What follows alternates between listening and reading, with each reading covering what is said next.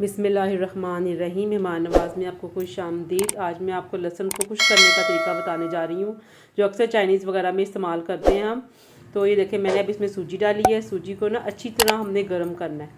ये जब अच्छी तरह गर्म हो जाए ना, फिर इसमें हमने लहसुन डाल देना है। जितना भी आप अपनी मर्ज़ी से जितना सा आपने करना है ड्राई आप कर लें, क्योंकि ये अक्सर चाइनीज़ वगैरह में हर चीज़ में यूज़ होते हैं, तो हमें ज़रूरत होती है। बाज़ार से बहुत ज़्यादा एक्सपेंसिव मिलता है, तो हम इसको घर में ही बनाएंगे। मैंने सूजी में बनाया है इसको, और इसको अच्छी तरह हमने इसको ना अच्छी तरह भूनना है हमने इसको सूजी के साथ, ताकि इसको सुर्ख कर दें। इसकी स्मेल भी अच्छी आने लग पड़ती है। ये देखें कितना अच्छा मैंने इसको भूना है, और ये देखें कितना ज़बरदस्त हो गया। अब इसको हम अच्छी तरह भूनेंगे। इसका रंग देखें रेड हो जाएगा। इसको हमने अच्छी तरह इसको करके भून के, और इसको फिर हमने खुश्क करना है। फिर इसको हम ड्राई करेंगे और फिर हम इसको ग्राइंड करेंगे। ये देखें हमारा अच्छी तरह जब भून जाए, फिर हमने इसको छान लिया है। ये देखें छान के हमने ठंडा करना है इसको। फिर ठंडा करने के बाद फिर हमने इसको ग्राइंड करना है, क्योंकि गरम गरम करेंगे तो वो चिपक जाएगा। इसको हमने ठंडा करना है पहले।